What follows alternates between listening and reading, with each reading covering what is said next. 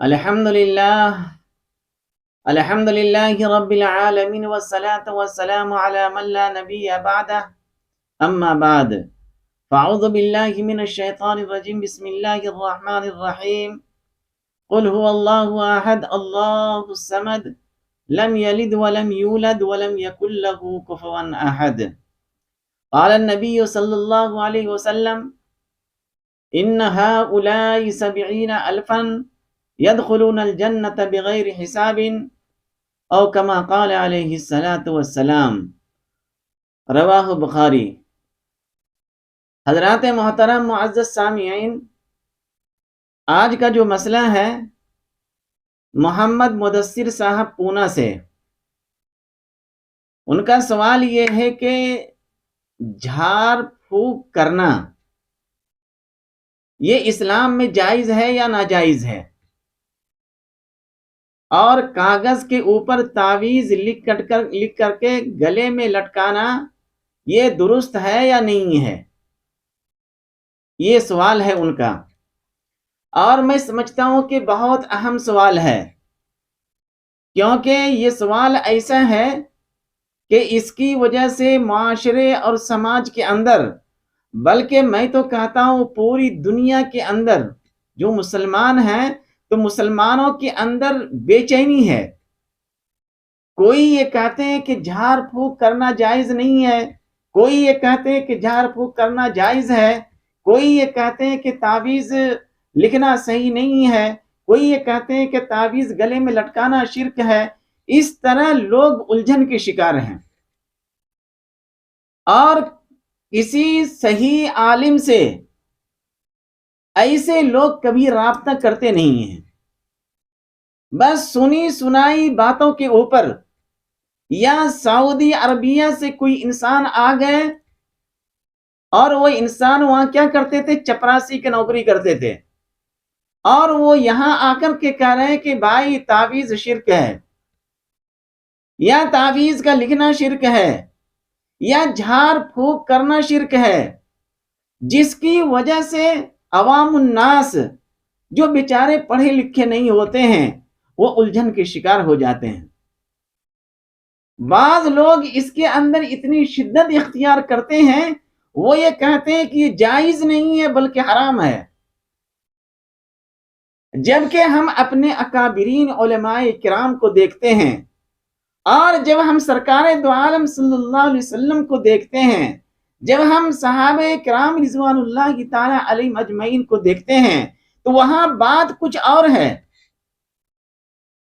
اور جن احادیث کی بنیاد کے اوپر لوگ یہ کہتے ہیں کہ جھاڑ پھونک کرنا درست نہیں ہے، میں سمجھتا ہوں کہ آج وہ احادیث میں آپ کے سامنے رکھ دوں، اور اس احادیث کی تھوڑی تشریح بھی ہو جائے، تاکہ بات امت کے سامنے کھل کر کے سامنے آئے، سمجھ میں آئے۔ نہ سمجھی کی بنیاد کے اوپر اور قرآن اور احادیث کو نہ سمجھنے کی بنیاد کے اوپر یہ لوگ جو کہتے ہیں کہ جھاڑ پھونک کرنا درست نہیں ہے، میرے دوستو، بعض لوگ اس کے اندر افراط اور تفرید کے شکار ہو گئے ہیں۔ افراط اور تفرید سمجھتے ہیں نا؟ بعض لوگ حد سے زیادہ اوپر گزر گئے ہیں، اور بعض لوگ حد سے زیادہ اتر گئے ہیں۔ جن لوگوں نے یہ کہا کہ جھاڑ پھونک کرنا جائز نہیں ہے، تعویذ کا لکھنا شرک ہے، اور تعویذ کا گلے میں لٹکانا شرک ہے، یہ لوگ افراط کے شکار ہو گئے ہیں، یہ لوگ حد سے گزر گئے ہیں۔ اور جو لوگ حد سے گزر جائیں گے یا تو وہ شرک کے اندر مبتلا ہو جائیں گے، یا تو وہ کفر کے قریب پہنچ جائیں گے، اور جو لوگ حد سے اتر جائیں گے وہ لوگ بدعت کے قریب پہنچ جائیں گے، اور ممکن ہے کہ ایسے لوگ بھی ایمان سے ہاتھ دھو بیٹھیں۔ میرے دوستو، آپ اکابرین علماء کرام سے رجوع کیجئے، اور اس مسئلے کو اچھے انداز میں سمجھنے کی کوشش کیجئے۔ اور آج میں ڈنکے کے چوٹ پہ کہتا ہوں کہ جھاڑ پھونک کرنا بھی جائز ہے، گلے میں تعویذ لٹکانا بھی جائز اور درست ہے، اور اس طرح کے پانی کے اوپر پھونک کر کے دینا یہ بھی درست ہے۔ بات سمجھ میں آ رہی ہے کہ نہیں آ رہی ہے؟ میں پورے ابھی آپ کے سامنے وہی احادیث بیان کروں گا جس احادیث کی بنیاد کے اوپر وہ لوگ جو کہتے ہیں کہ تعویذ لٹکانا شرک ہے، وہ لوگ جو یہ کہتے ہیں کہ جھاڑ پھونک کرنا درست نہیں ہے، وہ لوگ جو یہ کہتے ہیں کہ جھاڑ پھونک اور تعویذ جو اس طرح کے کام کرتے ہیں پیسہ لینا درست نہیں ہے، میرے دوستو جھاڑ پھونک کرنا بھی درست ہے اور گلے میں تعویذ لٹکانا بھی درست ہے اور اس کے اوپر معاوضہ لینا یہ بھی درست ہے۔ آئیے آج ہم اس کو سمجھتے ہیں۔ سب سے پہلے بخاری شریف کتاب الطب کے اندر حدیث موجود ہے، وہاں پہ حضرت عبداللہ ابن مسعود رضی اللہ تعالی عنہ، میں ان احادیث کو بیان کر رہا ہوں جس کے ذریعے سے لوگ یہ کہتے ہیں کہ یہ جائز نہیں ہے، ان احادیث کو میں بیان کر رہا ہوں، لیکن اس احادیث کو لوگ سمجھے نہیں ہیں۔ اگر ہمارے اکابرین علماء کرام یہ کہتے ہیں کہ یہ شرک ہے تو میں اس سے بھی اختلاف کرنے کے لیے تیار ہوں، اور میں اسے بھی یہ حدیث سمجھانے کے لیے تیار ہوں، چاہے وہ ہمارے اساتذہ کرام ہی کیوں نہ ہو۔ میرے دوستو، حضرت عبداللہ ابن مسعود رضی اللہ تعالی عنہ اختصار کے ساتھ، کیونکہ پوری تفصیلات ہم یہاں بیان نہیں کر سکتے ہیں، جن کتابوں کا حوالہ دیں گے آپ کو پیٹ میں درد ہو آپ وہاں جا کے دیکھ سکتے ہیں۔ حضرت عبداللہ ابن مسعود رضی اللہ تعالی عنہ راوی ہیں، وہ بیان کرتے ہیں کہ سرکار دو عالم صلی اللہ علیہ وسلم حج کے موسم کے درمیان ایک مرتبہ بیان کر رہے ہیں کہ کل قیامت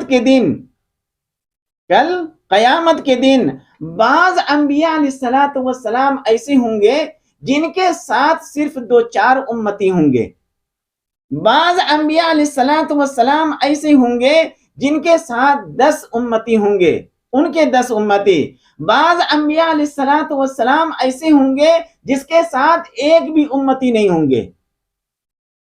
اس طرح آپ صلی اللہ علیہ وسلم بتا رہے ہیں، چاہے حضرت جبرائیل علیہ السلام آ کر کے بتا رہے ہیں آپ صلی اللہ علیہ وسلم کو، یا آپ صلی اللہ علیہ وسلم بذریعہ کشف بتا رہے ہیں، لیکن سرور کونین صلی اللہ علیہ وسلم کی حدیث بخاری شریف کتاب الطب کے اندر موجود ہے،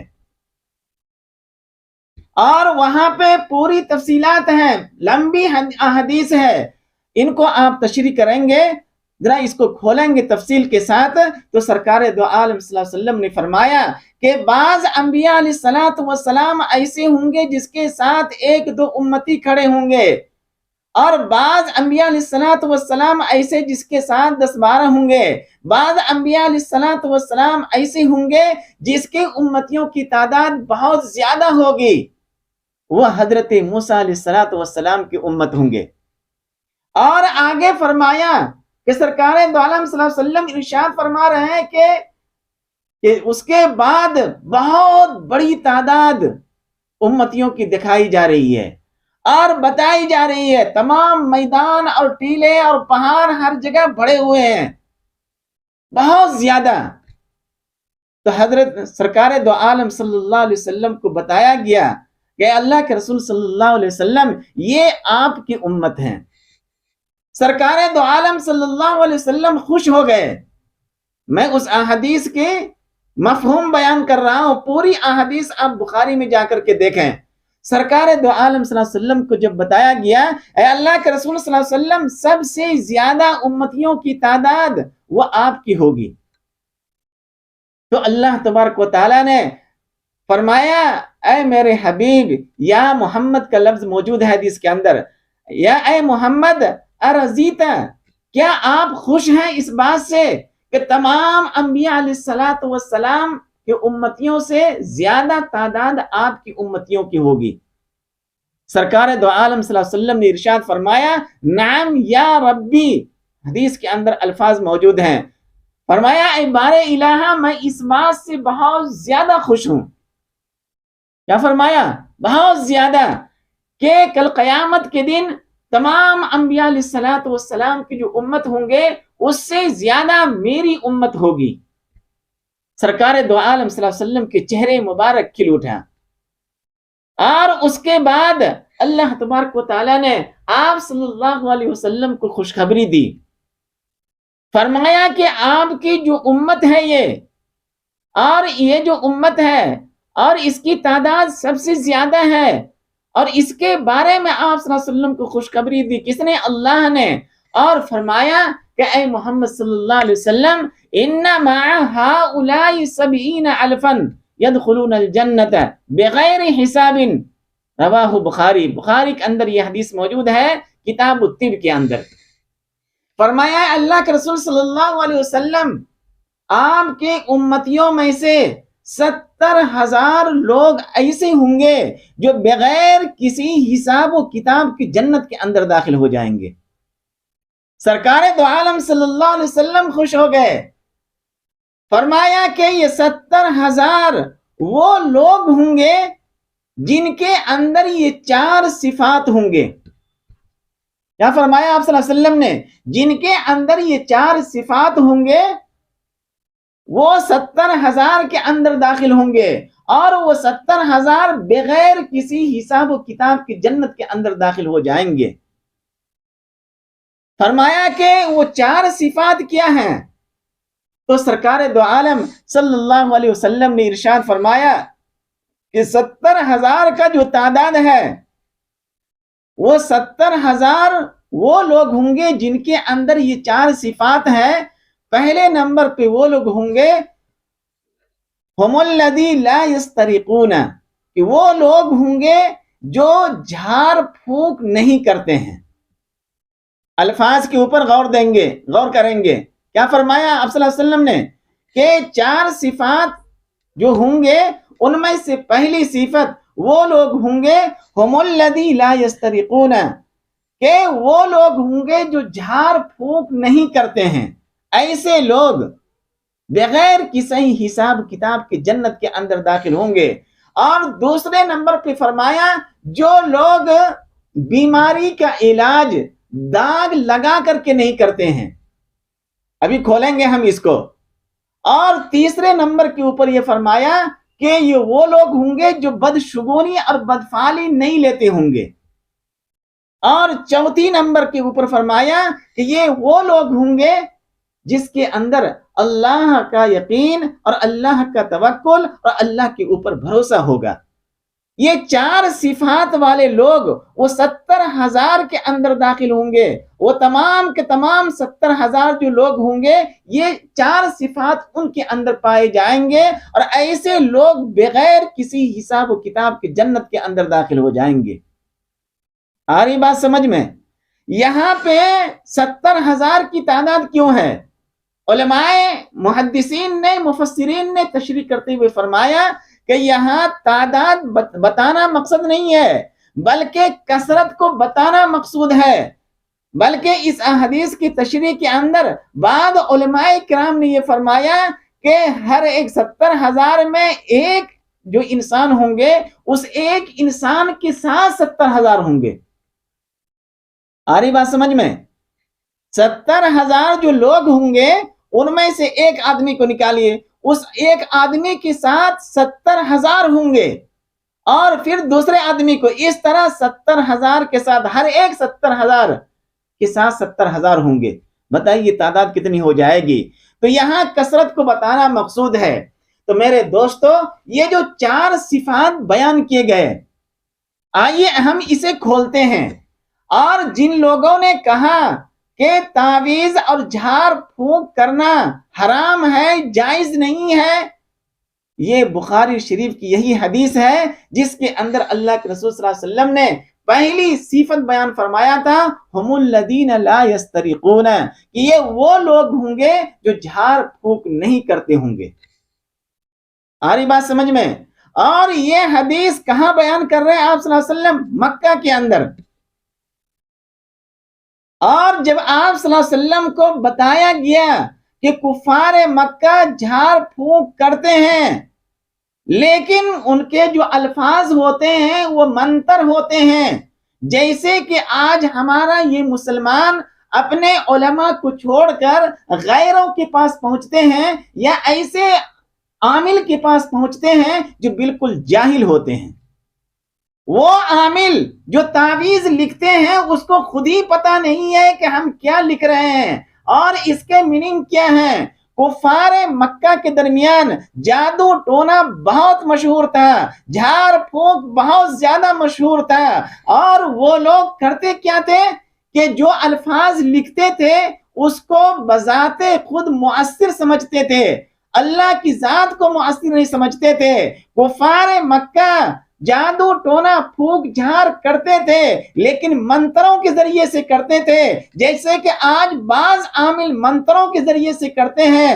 تو آقا مدنی صلی اللہ علیہ وسلم نے فرمایا ہم الذین لا یسترقون، اس موقع کے اوپر فرمایا اور زمانے جاہلیت کی جانب اشارہ فرمایا کہ وہ لوگ جو منتروں کے ذریعے سے، اور منتروں کے اندر کیا ہوتے ہیں، کبھی وہ بتوں سے مدد طلب کرتے ہیں اور کبھی وہ اسٹیچو سے مدد طلب کرتے ہیں، کبھی وہ شیاطین سے مدد طلب کرتے ہیں، کبھی وہ کسی درخت سے مدد طلب کرتے ہیں، اور کبھی اس طرح بھوت اور جن جو ہوتے ہیں ان لوگوں سے یہ مدد طلب کرتے ہیں. کون؟ کفار مکہ، جس کی وجہ سے سرکار دو عالم صلی اللہ علیہ وسلم نے ارشاد فرمایا ہم الذین لا یسترقون، کہ جو لوگ جھاڑ پھونک نہیں کرتے ہوں گے، نہیں کریں گے، وہ لوگ بغیر کسی حساب کتاب کے جنت کے اندر جائیں گے. تو جو لوگ کفار مکہ سے ابھی اسلام قبول کیے تھے اور ان کے رگوں کے اندر بہت ساری برائیاں تھی، بہت، جیسے کفار مکہ کے گھٹیوں کے اندر شراب تھا، تو اس طرح بہت ساری برائیاں زمانی جاہلیت کے اندر تھی. اور جب صحابہ ایمان اور اسلام قبول کر لیے تو سرکار دو عالم صلی اللہ علیہ وسلم نے فضیلت بیان کی کہ جو لوگ جھاڑ پھونک نہیں کرتے ہیں، اور اسی طرح جس طرح زمانے جاہلیت کے لوگ کیا کرتے تھے، تو وہ لوگ منتر، جیسے کہ آتا ہے پیپل میں بربر کا تھان جہاں بیٹھے عزازل شیطان. یہ قرآن کی آیت ہے یا کوئی دعا ہے؟ یہ منتر ہے. اور اس طرح کے منتر جتنے بھی آج کل کے عامل پڑھتے ہیں اور جتنے بھی غیر پڑھتے ہیں، یہ تمام کے تمام شرک ہے اور زمانے جاہلیت کی طرح شرک ہے. لیکن میرے دوستو، جو مسنون جھاڑ پھونک ہے، جو سرکار دو عالم صلی اللہ علیہ وسلم سے ثابت ہے، جو صحابہ سے ثابت ہے، وہ جائز ہے. جھاڑ پھونک کرنا خود سرکار دو عالم صلی اللہ علیہ وسلم سے ثابت ہے. سرکار دو عالم صلی اللہ علیہ وسلم جب رات میں سوتے تھے تو چاروں قل پڑھتے تھے، آیت الکرسی پڑھتے تھے اور بہت ساری دعائیں پڑھتے تھے، اور ہاتھ کے اوپر پھونکتے تھے اور اس طرح چہرے کے اوپر ملتے تھے. پھونکنا ثابت ہے یا نہیں ہے؟ اور یہ کہنا کہ جھاڑ پھونک جائز نہیں ہے، تو میرے دوستو، جن احادیث کے اندر آیا ہے کہ بغیر حساب کتاب کی وہ لوگ جنت کے اندر جائیں گے جو جھاڑ پھونک نہیں کرتے ہیں، اس سے مراد زمانے جاہلیت کی جانب اشارہ ہے. اور وہ لوگ منتروں سے کیا کرتے تھے، وہاں پہ کوئی قرآن کی آیت ہوتی تھی اور نہ آپ صلی اللہ علیہ وسلم کی دعائیں ہوتی تھی. اور آج بھی جتنے بھی عامل ہوتے ہیں یا جتنے بھی اس طرح کے غیر کے لوگ ہوتے ہیں اور یہ مسلمان ان کے پاس جاتے ہیں، ان مسلمانوں کا ایمان محفوظ نہیں ہوگا. اگر اس طرح کے مسئلے سامنے آ جائیں تو آپ ایسے عامل کے پاس پہنچیں جو علم دین کے اندر پختگی رکھتا ہو. اگر وہ کاغذ کے اوپر کچھ لکھے تو وہ یہ سمجھے، اس کے میننگ کو سمجھے کہ ہم کیا لکھ رہے ہیں، اور اگر وہ کچھ پھونک رہا ہو تو وہ یہ سمجھے کہ ہم کیا پھونک رہے ہیں. کہیں ایسا تو نہیں ہے کہ ہم کوئی منتر پھونک رہے ہیں، کہیں ایسا تو نہیں ہے کہ جس طرح زمانے جاہلیت کے اندر لوگ شیاطین سے مدد طلب کرتے تھے اور لوگ جنات سے مدد طلب کرتے تھے اور لوگ درختوں سے مدد طلب کرتے تھے، لوگ سورج سے مدد طلب کرتے تھے، اور آج بھی لوگ کرتے ہیں. بہت سارے لوگ سمندر کے کنارے رات میں اس طرح کے کام کرتے ہوئے مل جائیں گے آپ کو، جن کا اس طرح کا کام شیاطین کے ذریعے سے ہوتے ہیں، اور اس طرح بوتوں کے ذریعے سے ہوتا ہے، اور اس طرح غیر اللہ کے ذریعے سے ہوتا ہے، اس کو آپ صلی اللہ علیہ وسلم نے حرام قرار دیا ہے، کیونکہ وہاں پہ اللہ کے اوپر بھروسہ نہیں ہے۔ اور جیسے کہ آج کل کسی کو بخار آ جائے، بخار آتا ہے کہ نہیں آتا ہے، ٹائیفائڈ ہو گیا، ملیریا ہو گیا کسی کو، اور ڈاکٹر صاحب سے آپ جا کر کے دوائی لیے، اب ایک شخص کا عقیدہ ویسا ہی ہو جائے جیسے کہ زمانے جاہلیت کے اندر تھا۔ ان کا عقیدہ تھا کہ جو کچھ ہوتا ہے اس منتر سے ہوتا ہے، اور آج بھی مسلمانوں کا یہ عقیدہ ہو جائے کہ بخار ٹھیک ہوگا تو صرف اسی دوائی سے، اسی ماترا سے، اسی گولی سے ہوگا۔ تو میرے دوستو، یہ شرک ہے یا نہیں ہے؟ دوائی جو آپ لے رہے ہیں میڈیکل سے، وہ بھی شرک کے اندر شامل ہو جائے گا۔ کب؟ جب آپ کا عقیدہ یہ ہو جائے گا کہ جو کچھ مؤثر بذات ہے وہ صرف یہ دوائی ہی ہے، جبکہ قرآن نے کہا ہے وَإِذَا مَرِضْتُ فَهُوَ يَشْفِينِ، جب میں بیمار پڑتا ہوں تو وہی اللہ شفا دیتا ہے۔ شفا کون دیتا ہے؟ وہ اللہ دیتا ہے۔ تو معلوم یہ ہوا میرے دوستو، اللہ کے رسول صلی اللہ علیہ وسلم نے جو فرمایا هُمُ الَّذِينَ لَا يَسْتَرِقُونَ، وہ لوگ بغیر حساب کتاب کی جنت کے اندر جائیں گے جو جھاڑ پھونک نہیں کرتا ہو۔ کس طرح؟ جس طرح زمانے جاہلیت کے اندر لوگ کیا کرتے تھے، منتروں کے ذریعے سے، جنات کے ذریعے سے، شیاطین کے ذریعے سے۔ آپ دیکھیں گے وہاں پہ نام ہوتا ہے فلاں، اور فلاں سے مراد شیاطین، اور جیسے کہ بعض عاملین کے پاس شیاطین ہوتے ہیں، مسخر ہوتے ہیں اس کے پاس، اور کسی کا کوئی چیز اگر گم ہو گیا تو وہ شیاطین یہ کہتے ہیں اس عامل سے، جاہل لوگوں سے، کہ دیکھو جو میں منتر پڑھ رہا ہوں، اگر وہی منتر تم پڑھو گے تو ہم وہ چیز کہاں پہ ہے لا کر کے دے دیں گے۔ آ رہی بات سمجھ میں؟ اب اگر ہم اس منتر کا جاب کریں، اس منتر کا ورد کریں جو شیاطین نے مجھے بتایا، میرے دوستو یہ شرک ہے، کیونکہ شیطان یہ چاہتا ہی ہے کہ یہ اللہ کا بندہ جہنم میں جانے والا بن جائے، اور اسی طرح کے الفاظ وہ بتاتے ہیں کہ جس کے اندر اللہ کو نعوذ باللہ برا بھلا کہا گیا ہو، اور اللہ سے عقیدہ ہٹا ہوا ہو، اور یقین اس شیطان کے اوپر آ جائے کہ جو کچھ کرنے والی ذات ہے وہ یہ شیطان ہے، اور شیطان کا یہ منتر ہے۔ میرے دوستو یہ تو کلم کلہ حرام ہے۔ آپ کیا تمام اکابرین علماء کرام یہ کہتے ہیں کہ یہ حرام ہے اور جائز نہیں ہے۔ اس وجہ سے مسلمانوں کو خاص طور سے چاہیے کہ اگر اس طرح کے مسئلے آ جائے، اور اس طرح کے کوئی بھی علاج آپ کرانا چاہتے ہیں، جس کو بولتے ہیں روحانی، روحانی بولنا بھی صحیح نہیں ہے، روحانی الگ مسئلہ ہے۔ بعض عاملین کہتے ہیں نا، دکان کھول کر کے بیٹھتے ہیں اور کہتے ہیں کہ روحانی دنیا کے بے تاج بادشاہ۔ کہاں ہے کیا بادشاہ ہو؟ روحانی الگ ہے، اور جھاڑ پھونک الگ ہے، تعویذ لکھنا الگ ہے۔ تو میرے دوستو، ہم پوری دنیا کے مسلمانوں سے کہنا چاہتے ہیں کہ اگر آپ کو تعویذ چاہیے تو آپ کسی ایسے عامل کے پاس پہنچیں جو عالم دین ہو۔ کسی جاہل عامل کے پاس آپ نہ جائیں، اور غیروں کے پاس تو جائیں ہی نہیں۔ جو لوگ اس طرح کے علاج غیروں کے پاس جا کر کراتے ہیں، تو میرے دوستو اس کا ایمان باقی نہیں رہے گا۔ آ رہی بات سمجھ میں؟ اس کا ایمان باقی رہے گا ہی نہیں، کیونکہ وہ منتر کے اوپر کام کرتے ہیں، اور جس طرح زمانے جاہلیت کے اوپر منتر سے کام کیا کرتے تھے، تو اسی طرح وہ لوگ بھی کرتے ہیں، جو بالکل درست نہیں ہے، کیونکہ وہاں پہ مؤثر بذات اس چیز کو، اس منتر کو سمجھتے ہیں۔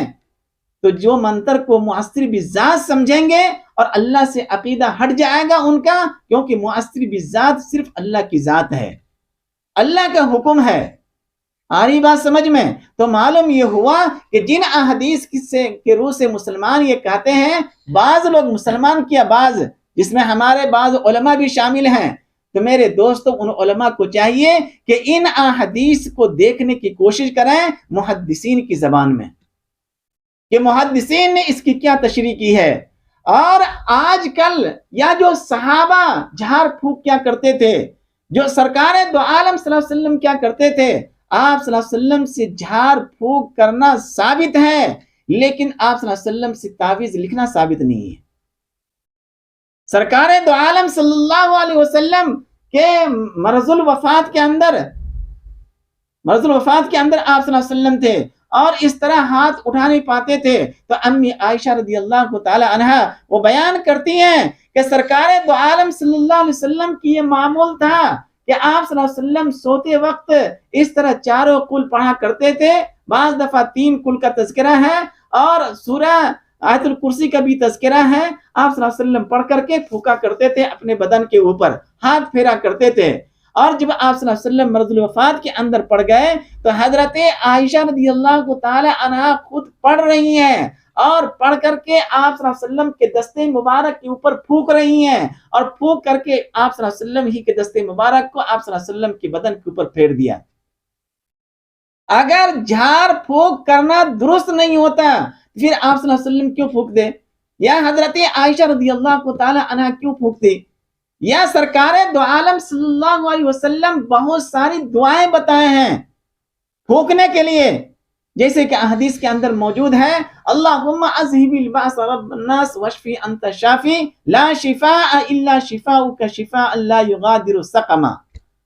یہ آپ صلی اللہ علیہ وسلم صحابہ کو سکھائے ہیں اور احادیث کے اندر موجود ہے، فرمایا کہ اگر کسی کو ایسا کچھ ہو جائے تو اس کے ذریعے سے تم پھونک دیا کرو، دم کیا کر دیا کرو، پھونکنا الگ ہے اور دم کرنا الگ ہے۔ اور آج کل جو جاہل قسم کے عامل بیٹھے ہوئے ہیں اور اس طرح معلوم یہ ہوتا ہے کہ بہت بڑے اللہ والے ہیں۔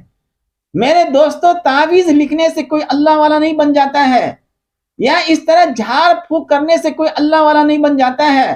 اللہ والا بننے کے لیے آپ کو ولایت کو اپنانا پڑے گا، تقوی کی زندگی اختیار کرنی پڑے گی اور اللہ کے حکموں کے اوپر عمل کرنا پڑے گا، سرکار دو عالم صلی اللہ علیہ وسلم کی سنت کے اوپر عمل کرنا پڑے گا۔ سمجھ رہے ہیں؟ صرف تعویذ لکھنے سے آج ہم لوگ دیکھتے ہیں بہت سارے، کون ہے فلاں بابا ہے، کوئی بابا اوبا نہیں ہے، میں ڈنکے کے چوٹ کے اوپر کہتا ہوں، یہ سب کے سب ایسے ہی ہیں جیسے کہ زمانے جاہلیت کے اندر تھے۔ اگر کوئی بھی مسلمان اس طرح علاج کرانے کے لیے اس کے یہاں پہنچتے ہیں تو میرے دوستو اس کا ایمان کا جنازہ نکل جائے گا، کیونکہ وہ جو چیز دے رہے ہیں، کیونکہ دینے والا خود ہی اس کو معلوم نہیں ہے کہ ہم کیا لکھ رہے ہیں، وہ یہ ان کا عقیدہ ہے کہ یہ مؤثر بالذات ہے، اور کسی چیز کو مؤثر بالذات آپ سمجھ لیں تو ظاہر سی بات ہے کہ وہ شرک کے اندر مبتلا ہو جائے گا۔ تو معلوم یہ ہوا ان حدیث سے کہ ہم الذین لا یسترقون سے اشارہ زمانے جاہلیت کے اندر ہے، اور آج جو اس طرح کے عامل ہیں، میرے دوستو عامل ہو وہ عالم ہو، قرآن اور احادیث کے اوپر ان کی نگاہیں ہو، اگر وہ اس طرح کے ماہرین ہیں عملیات کی دنیا کے اندر تو وہ یہ کام کریں، ورنہ ہر ایک کے یہ کام کرنے کی بس کی بات نہیں ہے، کیونکہ بعض دفعہ جنات مسلط ہو جاتے ہیں جو یہ کام کرتے ہیں اور ان کی دنیا تباہ و برباد ہو جاتی ہے۔ بغیر سیکھے ہوئے آپ یہ کام کیسے کر سکتے ہیں؟ تو میرے دوستو، سرکار دو عالم صلی اللہ علیہ وسلم کی جو یہ حدیث ہے وہ زمانے جاہلیت کی منتروں کے ذریعے سے جو علاج کرتے تھے، آپ صلی اللہ علیہ وسلم نے اس کو منع فرمایا، اور پھر وہ لوگ داغ لگا کر کے لوہے کو آگ کے اندر خوب گرم کرتے تھے اور اس کے بعد بیمار کے بدن کے اندر اس کو لگاتے تھے۔ کتنی تکلیف ہوگی یا نہیں ہوگی؟ قیامت گزرے گی اس کے اوپر، جس کو اس طرح کی آگ خوب گرما کر کے خوب لال ہو جائے اور بیمار کے جسم کے اوپر لگا دیتے تھے، اور کفار مکہ یہ کہا کرتے تھے کہ یہی علاج کا طریقہ ہے، یہی مؤثر بالذات ہے، اور اللہ کو اللہ نہیں مانتے تھے۔ وہ ان اللہ علی کل شیء قدیر، اللہ ہر چیز کے اوپر قادر ہے۔ تو میرے دوستو، معلوم یہ ہوا کہ جو لوگ یہ کہتے تھے کہ جھاڑ پھونک کرنا یہ درست نہیں ہے، وہ انہی احادیث کی بنیاد کے اوپر کہتے ہیں، اور اس احادیث کی تشریح کچھ اور ہے۔ آ رہی بات سمجھ میں؟ تو معلوم یہ ہوا کہ جھاڑ پھونک کرنا یہ درست ہے، سرکار دو عالم صلی اللہ علیہ وسلم سے ثابت ہے۔ بعض احادیث کے اندر سرکار دو عالم صلی اللہ علیہ وسلم نے صحابہ سے تلقین فرمایا اور فرمایا کہ جب تم میں سے کوئی بیمار پڑ جائے اور کوئی اس طرح کی مصیبت کے اندر آ جائے، کوئی اس طرح کی پریشانیوں کے اندر آ جائے، یا کسی کو جنات حاوی ہو جائے، یا کسی کے اوپر کوئی جادو ٹونا کر دے، تو سرکار دو عالم صلی اللہ علیہ وسلم نے بہت ساری دعائیں صحابہ کو سکھائے ہیں اور فرمایا اس کے ذریعے سے تم اس کو جھاڑا کرو، اس کو پھونکا کرو، اس کے اوپر دم کیا کرو۔ سرکار دو عالم صلی اللہ علیہ وسلم سکھائے ہیں۔ مثلا آپ صلی اللہ علیہ وسلم نے فرمایا کہ یہ دعا پڑھ لیا کرو، اعوذ بکلمات اللہ التامۃ من شر کل شیطان ہامۃ ومن کل عین لامۃ۔ دوسری جگہ روایت ہے، اعوذ بکلمات اللہ التامۃ من غضبہ وعقابہ وشر عبادہ ومن حمزات الشیاطین وان یحضرون۔ اور دوسری جگہ بھی روایت ہے، سرکار دو عالم صلی اللہ علیہ وسلم نے ارشاد فرمایا، اعوذ بعزت اللہ وقدرتہ من شر ما اجد واحاذر۔ اور ایک دوسری جگہ روایت ہے، اعوذ بکلمات اللہ التامۃ من شر ما خلق۔ اور دوسری اور جگہ روایت ہے کیا، بسم اللہ الذی لا يضر مع اسمہ شیء فی الارض ولا فی السماء وهو السمیع العلیم۔ فرمایا اس کے ذریعے سے تم جھاڑا کرو، اس کے ذریعے سے پھونکا کرو، اس کے ذریعے سے دم کیا کرو۔ معلوم یہ ہو رہا ہے کہ جھاڑ پھونک کرنا یہ ثابت ہے اور آپ صلی اللہ علیہ وسلم سے ثابت ہے۔ آ رہی بات سمجھ میں؟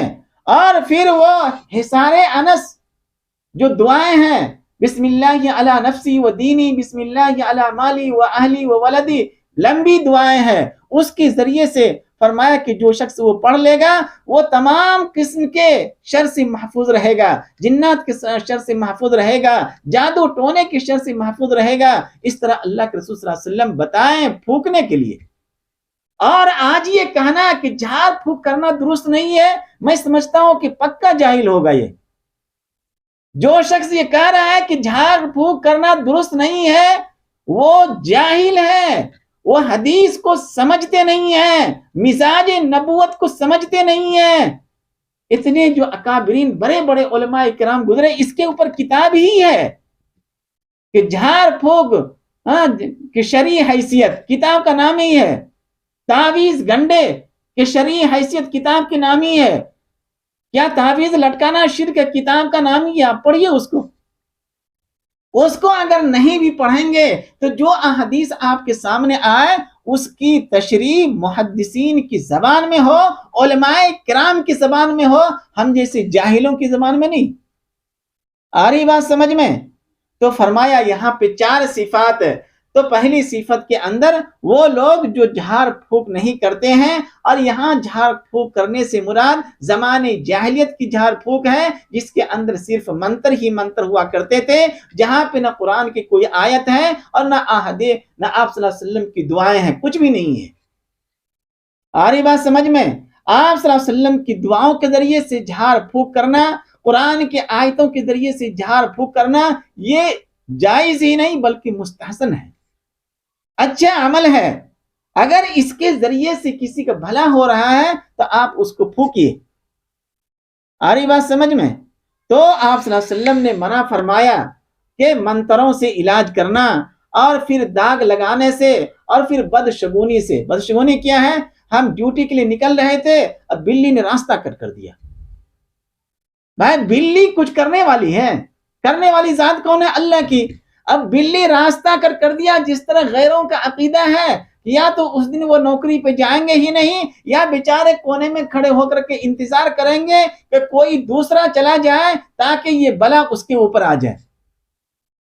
اس طرح کے عقیدہ اگر مسلمان رکھتے ہیں تو وہ مسلمان ہے ہی نہیں، وہ تو مشرک ہے، وہ تو منافق ہے۔ مسلمان کا عقیدہ یہ ہے کہ جو کچھ ہوتا ہے وہ اللہ کی ذات سے ہوتا ہے اور کسی سے کچھ بھی نہیں ہوتا ہے۔ ہم دوا کھا رہے ہیں، پانی گلوکوز چڑھا رہے ہیں، گلوکوز کے اندر کچھ بھی نہیں ہے، اس کے اندر شفا کون دیتے ہیں؟ اللہ دیتے ہیں۔ تو میرے دوستو، کلام الہی کے ذریعے سے اللہ تبارک و تعالیٰ کے نام کے ذریعے سے آپ جھاڑ پھونک کر سکتے ہیں۔ اتنی سی بات کافی ہے نا کہ سرکار دو عالم صلی اللہ علیہ وسلم سے جھاڑ پھونک کرنا ثابت ہے۔ اور جہاں تک ان احادیث کی بات ہے، ان احادیث کے اندر سرکار دو عالم صلی اللہ علیہ وسلم نے جو فرمایا وہ زمانے جاہلیت اور آج کے جو لوگ اس طرح کے عامل ہیں، جو منتر سے کام لیتے ہیں، جو شیاطین سے مدد لیتے ہیں، جو جنات سے مدد لیتے ہیں اور غیر شرعی اعمال کرتے ہیں، ایسے تمام لوگ اس کے اندر شامل ہو جائیں گے۔ لیکن جو عاملین اللہ اور اللہ کے رسول صلی اللہ علیہ وسلم کے نام سے، قرآن کی آیتوں کے ذریعے سے جھاڑ پھونک کرتے ہیں، یہ جائز ہے اور درست ہے۔ آ رہی بات سمجھ میں؟ اب آئیے یہ کہ اس کے اوپر معاوضہ لینا کیسا ہے؟ لیتے ہیں نا؟ اور بھائی اگر اس کے اندر لیتے ہیں تو حدود کے اندر رہ کر کے لیں۔ مثلا یہ کہ بعض دفعہ کچھ منترم کے سامان آتے ہیں، علاج کے سامان آتے ہیں اور پنساری کی دکان میں خریدنا پڑتا ہے، تو جتنا سامان میں پیسہ لگ رہا ہے آپ اتنا ہی لیجئے، اور اس کے اوپر اگر لے رہے ہیں تو زیادہ سے زیادہ 300 اور زیادہ ہو گیا تو 500، یہ درست ہے۔ یا اگر کوئی خوشی سے زیادہ دے دے، 50,000 دے دے خوشی سے اپنی طرف سے، تو وہ آپ کے لیے جائز ہے۔ کیسے جائز ہے؟ حضرت ابو سعید خدری رضی اللہ تعالی عنہ راوی ہیں، وہ خود اپنا واقعہ بیان کرتے ہیں کہ میں صحابہ کے ساتھ ایک قافلے کے ساتھ سفر کے اوپر تھا اور ایک ایسی بستی کے اندر پہنچا جہاں پہ میرا زیادہ راہ ختم ہو چکا تھا، کھانے پینے کا کوئی سامان نہیں تھا، اس حدیث کا مفہوم ہے یہ، اور کچھ بھی نہیں تھا۔ میں بستی والے کے پاس گیا اور کہا کہ ہم لوگ آپ کی بستی میں آئے ہیں اور ہم آپ کے مہمان ہیں اور ہماری مہمان نوازی کیجیے۔ تو اس گاؤں والوں نے کہا کہ نہیں، ہم لوگ ایسا کچھ بھی نہیں کرتے ہیں۔ یہ بھی ہو سکتا ہے کہ مذہب کی دشمنی کی وجہ سے ہو، یا یہ بھی ہو سکتا ہے کہ نفرت کی وجہ کچھ اور ہو وہاں پہ، لیکن انہوں نے مہمان نوازی نہیں کیا، بلکہ اپنے اس گاؤں سے صحابہ کو نکال دیا، اور بہت سارے صحابہ تھے اور اس میں حضرت ابو سعید خدری رضی اللہ تعالی عنہ بھی تھے۔ حدیث کی تمام کتابوں کے اندر جہاں پہ کتاب الطب باب قائم کی امام بخاری رحمۃ اللہ علیہ، یا باب و کتاب الرقا جہاں پہ ہے، چاہے ترمذی ہو، چاہے نسائی ہو، چاہے ابو داؤد ہو یا بخاری شریف ہو، یہ حدیث آپ کو وہاں پہ ملیں گے۔ تو میرے دوستو، حضرت ابو سعید خدری رضی اللہ تعالی عنہ وہ جب انکار کر دیا تو یہ لوگ محلے سے باہر پڑاؤ ڈالے اور وہیں پہ رہے۔ اور ہوا ایسا کہ رات میں جو گاؤں کے سردار تھے، مکھیا چودھری ہوتے ہیں نا لوگ، اس کو سانپ نے کٹ کر لیا، اور وہ زہریلا سانپ وہ بیچارہ تڑپ رہا ہے، اور اس وقت نہ ایسے کوئی ڈاکٹر ہے نہ کوئی علاج کرنے والے ہیں، لوگ پریشان ہیں کہ ہمارا جو سردار ہے وہ ختم ہو جائے گا۔ تو کسی نے کہا کہ اگر کوئی پھونک جھاڑ کرنے والا ہو تو ہو سکتا ہے کہ وہ اس کو جھاڑ دے، پھونک دے، دم کر دے، جس کے ذریعے سے سانپ کی زہر اتر جائے۔ تو کسی نے کہا کہ یہ کام تو اس طرح کے لوگ کرتے ہیں جو ملا قسم کے ہو، مولوی قسم کے لوگ ہو۔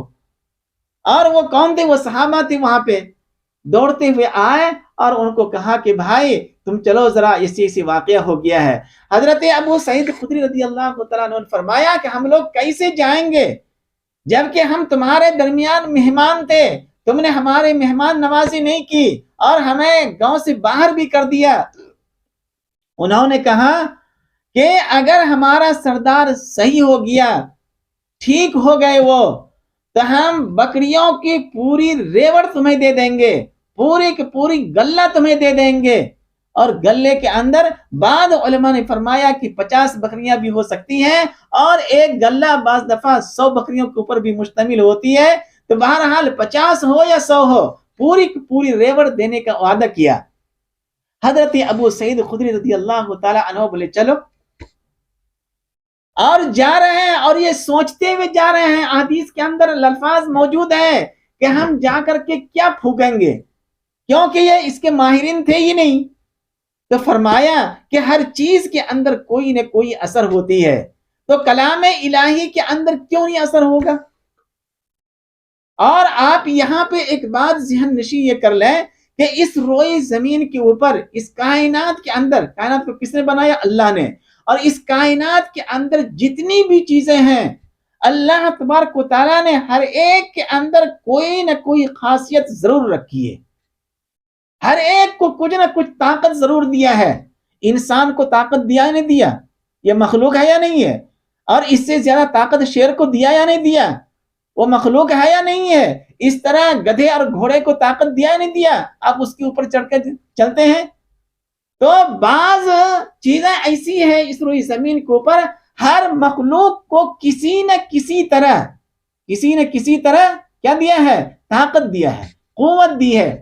اب جیسے انسان ہے اور جیسے جنات ہیں، جنات کو دیکھ لیجئے، اللہ تبارک و تعالیٰ نے اسے قوت دیا نہیں دی ہے؟ آپ چھت کے اوپر رہیں گے، وہیں سے اٹھا کر کے پھینک دیں گے نیچے، اور کسی انسان کو طاقت ہے اس کو پھینکنے کے؟ ہم جنات ہی کو اٹھا کر کے پھینک دیں؟ تو اللہ تبارک و تعالیٰ نے طاقت دیا ہے۔ اور اس روئے زمین کے اوپر جیسے کہ آپ لے لیجیے آگ کے اندر کیا خاصیت ہے؟ جلانے کی خاصیت ہے یا نہیں ہے؟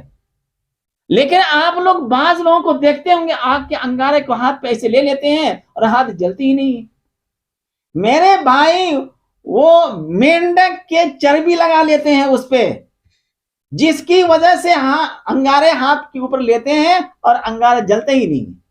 لوگ سمجھتے ہیں کہ بہت پہنچے ہوئے بزرگ ہیں، بزرگ کچھ بھی نہیں، پکا جاہل ہوتے ہیں۔ وہ مینڈک ہے اور اس طرح مگرمچھ ہے، اس کے جو چربی ہوتے ہیں اور اس کے جو تیل ہوتے ہیں وہ آپ اپنے ہاتھوں پہ لگا لیجئے، اور لگا کر کے آگ کے انگارے کو اس طرح ہاتھ پہ لیجئے، آپ کا ہاتھ نہیں جلے گا۔ پروردگار عالم نے اس روئی زمین کے اوپر جتنی بھی چیزیں پیدا کی ہے، ہر ایک کے اندر کوئی نہ کوئی خاصیت ہے۔ سانپ کو پیدا کیا، اس کی خاصیت کیا ہے؟ ڈس لینا۔ اس کے اندر زہر ہے یا نہیں ہے؟ اسی طرح بعض پتھر ہیں، اس کے اندر کوئی نہ کوئی خاصیت رکھے ہیں۔ حجر اسود کو دیکھ لیجیے آپ، پتھر ہے یا نہیں ہے؟ وہ گناہوں کو چوستے ہیں یا نہیں چوستے ہیں؟ یہ صلاحیت کس نے دی؟ اللہ نے دی ہے۔ اسی طرح پانی ہے، پانی کے اندر ڈبونے کی خاصیت ہے یا نہیں ہے؟ لیکن دنیا کے اندر ایک سمندر ہے جو بحر میت کے نام سے جانے جاتے ہیں، آپ چھوٹے بچوں کو بھی اٹھا کر کے پھینک دیجیے، ڈوبے گا نہیں۔ وہ سمندر ایسا ہے، آپ بھی جا کر کے ایسے سو جائیے اس کے اوپر، پانی کے اوپر، سمندر کے اوپر، آپ ڈوبیں گے نہیں۔ اس سمندر کی یہ خاصیت ہے، یہ خاصیت کس نے پیدا کی؟ اللہ نے پیدا کی ہے۔ معلوم یہ ہو رہا ہے کہ مخلوقات میں بہت سارے مخلوق ایسے ہیں جس کے اندر اللہ تبارک و تعالیٰ نے کوئی نہ کوئی خاصیت رکھ دی ہے۔ آ رہی بات سمجھ میں؟ تو حضرت ابو سعید خدری رضی اللہ تعالیٰ عنہ گئے، وہ سوچتے جا رہے ہیں اور وہ یہ کہہ رہے ہیں کہ دنیا کے اندر جتنی بھی چیزیں ہیں، ہر ایک کے اندر کوئی نہ کوئی خاصیت ہے، تو کلام الہی کے اندر وہ اثر کیوں نہیں ہو سکتا ہے؟ چنانچہ وہ گئے اور سورہ فاتحہ پڑھتے رہے اور دم کرتے رہے، پھونکتے رہے، جھاڑتے رہے، اور وہ اللہ کو ایسا کرنا ہوا، اللہ نے اس کو ٹھیک کر دیا، وہ ٹھیک ہو گیا، اور انہوں نے بکری کی پوری ریوڑ دے دی۔ اور وہ اب یہ سوچ رہے ہیں کہ انہوں نے جو دیا ہے مجھے، یہ ہمارے لیے درست ہے یا نہیں ہے، جائز ہے یا نہیں ہے۔ جو آپ صلی اللہ علیہ وسلم کے پاس پہنچے اور آپ صلی اللہ علیہ وسلم کو بتایا ایسی ایسی بات ہے، سرکار دو عالم صلی اللہ علیہ وسلم نے فرمایا کہ وہ بکریوں کی جو ریوڑ ہے وہ تمہارے لیے درست ہے، تمہارے لیے جائز ہے، تم اپنی ذات کے اوپر استعمال کر سکتے ہو۔ اگر اس طرح کی جائز نہیں ہوتا، جو آج کل بولتے ہیں پیسہ نہیں لینی چاہیے، پیسہ اگر نہیں لے گا تو وہ اپنے جیب سے خرچہ کرے گا، وہ کہاں سے خرچہ کرے گا وہ؟ اور آپ بولیں کہ مریض اچھا نہیں ہو رہے ہیں۔ میرے دوستو، جتنا خرچہ ہوتا لینی چاہیے۔ اور اس حدیث سے معلوم یہ ہوا کہ جھاڑ پھونک کے اندر، دعا تعویذ کے اندر پیسہ لینا بھی درست ہے۔ اور میں پورے ڈنکے کی چوٹ کے اوپر کہتا ہوں کہ پیسہ لینا درست ہے، لیکن اسلام کی حدود کے اندر رہ کر کے، کیونکہ ہمارے اسلام کے اندر غبن جائز نہیں ہے۔ پیسہ خرچہ ہو رہا ہے 5,000 اور آپ لے رہے ہیں 35,000، یہ کہاں سے درست ہوگا؟ جائز ہوگا؟ یہ کبھی بھی جائز نہیں ہوگا اور وہ حرام ہوگا۔ جتنا پیسہ خرچ ہو رہا ہے اتنا ہی لیجئے آپ، اس سے زیادہ ہوا تو 300 ہو گیا یا 500 ہو گیا، زیادہ ہوا 1000 روپیہ، اور اس کے بعد اگر وہ انعام کے طور پہ دے دے تو لینا درست ہے، لے لیجیے آپ۔ انعام کے طور پہ 1 لاکھ بھی ہو سکتا ہے، اور انعام کے طور کے اوپر ایک گاڑی بھی ہو سکتی ہے، گھوڑا بھی ہو سکتا ہے، یہ آپ کے لیے درست ہوگا۔ آگے بات سمجھ میں کہ جھاڑ پھونک کرنا بھی درست ہے اور پیسہ لینا بھی درست ہے، صحابہ کرام رضوان اللہ تعالی علیہم اجمعین سے ثابت ہے۔ دوسری بات رہ گیا یہ کہ تعویذ لٹکانا گلے کے اندر، بعض لوگ کہتے ہیں شرک ہے، بعض لوگ کہتے ہیں جائز نہیں ہے، اور اس کی دلیل کیا ہے؟ ابو داؤد کے اندر حدیث موجود ہے، سرکار دو عالم صلی اللہ علیہ وسلم نے فرمایا ان الرقا والتمائم والدولت شرک، فرمایا آپ صلی اللہ علیہ وسلم نے کہ تمائم شرک ہے۔ تمائم کیا ہے؟ شرک ہے۔ جھاڑ پھونک کرنا درست ہے، ثابت ہوا، معاوضہ لینا بھی درست ہے، ثابت ہوا، تعویذ لکھنا، حضرت عبداللہ ابن عمر رضی اللہ تعالی عنہ کے اثر موجود ہے۔ حضرت عبداللہ ابن عمر رضی اللہ تعالی عنہ کہتے ہیں کہ جو ہمارے بڑے اولاد تھے، بڑے بچے تھے، میں ان کو آپ صلی اللہ علیہ وسلم کی دعائیں یاد کرا دیا، وہ پڑھ لیا کرتے تھے، لیکن جو چھوٹے ہوتے تھے وہ کہاں سے یاد کریں گے جلدی، تو میں کاغذ کے اوپر لکھ کر کے ان کے گلے میں ڈال دیتا تھا۔ کون کہہ رہے ہیں؟ حضرت عبداللہ ابن عمر، حضرت عبداللہ ابن سلام رضی اللہ تعالی عنہ، جو یہودیوں سے آئے تھے اسلام کے اندر اور بہت بڑے عالم تھے، وہ یہ کہہ رہے تھے کہ اگر میں ان دعاؤں کا اہتمام نہیں کرتا یا اس طرح کاغذ کے اوپر لکھ کر کے اپنے گلے میں نہیں ڈالتا تو یہ یہودی مجھے کھچر بنا دیتے، گدھے بنا دیتے جادو ٹونا کے ذریعے سے۔ تو معلوم یہ ہو رہا ہے کہ گلے کے اندر تعویذ لکھنا رکھنا بھی درست ہے بطور علاج کے۔ آپ ٹھیک ہو گئے، اس کو نکال کر رکھیے، اس کو پہنے ہوئے کیوں؟ آپ بخار لگی، 2-3 دن کی دوائی دیے ڈاکٹر صاحب، دوائی کھا لیے، اور اس کے بعد آپ کہیں گے نہیں ہم پوری زندگی کھاتے ہی رہیں گے، یہ تو بیوقوفی ہے نا بھائی۔ جب تک ضرورت تھی آپ نے استعمال کر لیا، اور جب ضرورت ختم ہو گیا تو اس کو نکال کر کے رکھ دیجئے، کیونکہ اگر کسی عالم نے دیا ہے یا تو قرآن کی آیتیں ہوں گے یا آپ صلی اللہ علیہ وسلم کی دعائیں ہوں گے۔ اگر کوئی غیر دیا ہے اور اس میں منتر ہوں گے، آپ کا ایمان محفوظ نہیں رہے گا۔ اس وجہ سے پوری دنیا کے مسلمانوں کو چاہیے کہ کبھی بھی کسی غیر کے پاس نہ جائیں، اور کبھی کسی جاہل عامل کے پاس پہنچے ہی نہیں۔ آ رہی بات سمجھ میں؟ اگر کوئی عالم عامل ہو آپ ان کے پاس جا سکتے ہیں تاکہ ہمارا ایمان محفوظ رہے۔ تو بہرحال جو لوگ یہ کہتے ہیں کہ تعویذ لٹکانا شرک ہے، اور اس کی مضبوط دلیل یہی حدیث ہے ان الرقا والتمائم، اور میں یہ سمجھتا ہوں کہ یہاں پہ علماء کرام، جن علماء کرام نے یہاں پہ ترجمہ کیا ہے، ان سے بہت بڑی غلطی ہوئی ہے، چاہے وہ ہمارے اکابرین علماء کرام ہو، چاہے آج کے علماء کرام ہو۔ اگر تمائم کے معنی تعویذ کرتے ہیں تو یہ غلط ہے، صحیح نہیں ہے، کیونکہ یہ عربی الفاظ ہیں، اور عربی کے اندر تمائم کسی اور چیز کو بولتے ہیں، اور اردو کے اندر اس کا کوئی میننگ ہے ہی نہیں۔ کیا اس کا میننگ؟ کچھ بھی کوئی میننگ نہیں ہے۔ تو بیچارے کو ہم جیسا جاہل آدمی، ان کو معلوم ہی نہیں ہوا اب اس کا ترجمہ کیا کریں، انہوں نے لکھ دیا وہاں پہ تعویذ۔ اب اس حدیث کا معنی یہ ہوا کہ تعویذ شرک ہے، کیونکہ ہم جیسے جاہل نے لکھا وہاں پہ تعویذ، کیونکہ عربی کے اندر عربی کا الفاظ ہے وہ تمائم، تمیمہ کی جمع ہے، اور وہاں پہ اردو کے اندر اس کا کوئی میننگ ہی نہیں ہے، اور ہم جیسے جاہلوں نے اس کا ترجمہ کرتے ہوئے لکھ دیا تعویذ۔ یہ صحیح نہیں ہے، یہ بہت بڑی غلطی ہے یہ، جس کی وجہ سے عوام الناس الجھن کی شکار ہو جاتے ہیں، اور بعض کم پڑھے لکھے لوگ جو ہوتے ہیں وہ لوگ بھی الجھن کی شکار ہو جاتے ہیں، اور کہتے ہیں کہ آپ صلی اللہ علیہ وسلم کی حدیث موجود ہے اور وہاں پہ صاف لکھا ہوا ہے کہ تعویذ شرک ہے، اور تمائم کے میننگ کر دیا تعویذ، حالانکہ درست نہیں ہے۔